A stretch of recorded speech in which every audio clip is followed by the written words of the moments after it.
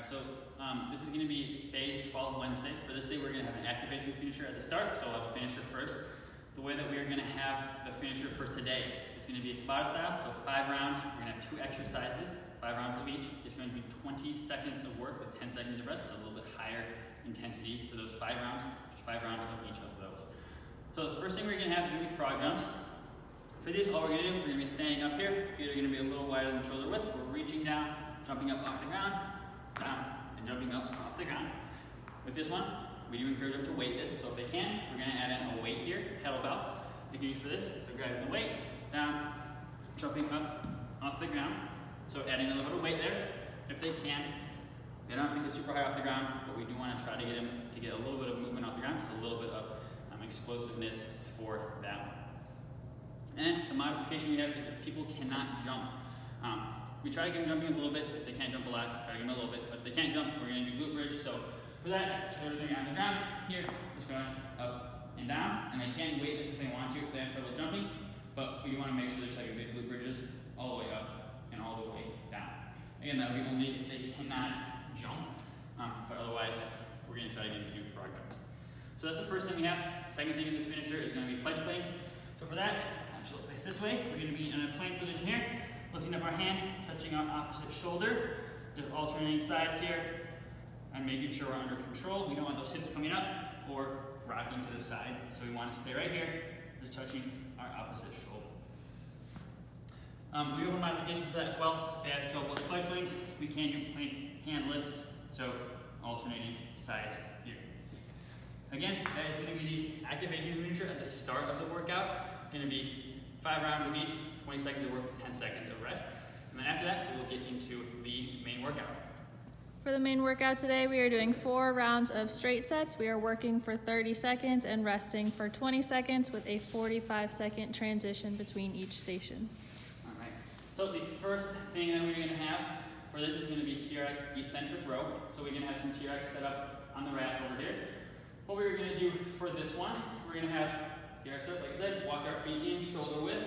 We're going to be rowing up at a normal pace, and then on the way down, we're going to take 3 seconds down at the bottom, you relax, back up normal speed, 3 to 4 seconds on the way down. So when you're done doing this, you can count it out, 3 seconds.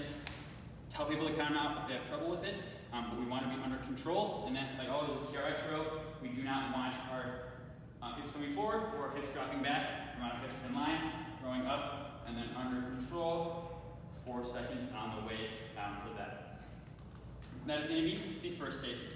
Second station we have is going to be over here. We're going to have single arm push press. So what we're going to do for this, we're going to have the weight in one arm. Feet are going to be about shoulder width. Then what we're going to be doing, dipping down a little bit in our knees and our hips, and then exploding up all the way overhead with our weight, down a little bit, explode up all the way overhead with our weight. Now when we do this, we are going to switch sides each round. So one round. Now, next arm is going to be the other arm. We want to be under control, but we want to be using our hips to explode up, try to get the weight a little bit overhead. So again, down a little bit, up overhead, down, up overhead with this one. If people cannot go overhead, we do a modification for them. If they have trouble, they can't do offset squat, so hold the weight here, and just doing down and up. Again, that would be only if they cannot go overhead. Otherwise, we're going to have everyone go overhead.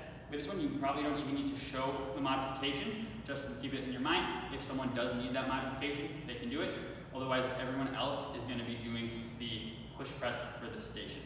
Even if people have trouble with knee issues or anything, it's only for if you have trouble overhead. So try to get everyone to do this one. So this is the second station.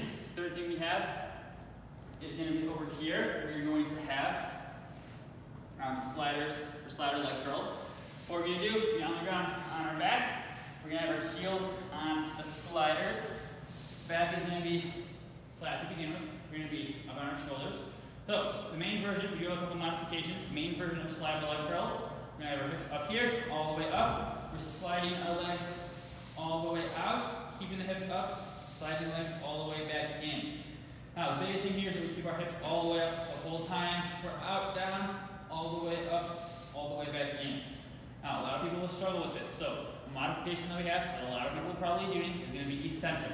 So for that, what we're going to do, hips are coming up, we're sliding all the way out, resting on the ground, resetting, hips back up, sliding all the way out, resting, coming back, resetting. Like I said, a lot of people will probably need to do that, but we want to make sure that even with that, the hips are staying up the whole way, even all the way to the end, they're staying up, and then when they get all the way out, they're going to be dropped. Most people should be able to do that with the sliders. If they have trouble, we have one more modification. They can do glute bridge march, so they're up here, just marching, alternating side. They have to do this one, but otherwise we want to try to get everyone to do it with sliders, even if they are doing the eccentric version over here.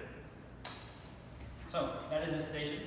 Next thing we have is going to be in the middle here. We're going to have stir the pot. So with this, we're going to have some balls out here. When we use the balls, try to grab the ones that aren't as slippery because they are a little bit easier to be in position for. What we're going to do for this, we're going to be in a plank on our elbows on the ball. So we're out here, plank on our elbows on the ball here. What we're doing, moving our arm in a small circle, going around just like this, and then just keeping ourselves stabilized. Now when we do this, there's one thing we want to look out for. We want to make sure we're not laying on the ball and going in circles. Right? We want to be up here, small circles around, small circles, just going around like this, and then keeping our body in a nice and line here. Now, if they have trouble with that, we can just do a plank on the ball, taking out the movement. All we're doing here, just holding in the plank here, not rotating at all, so a little more stable.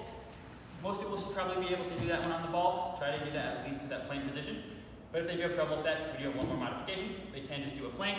So just here, holding in this position, just on a plank here, not moving at all. I'm just working on that trunk stability before we add it in the ball. Like I said, most people could probably get to the ball, but try to, if they need to, it's okay to regress into a plank then.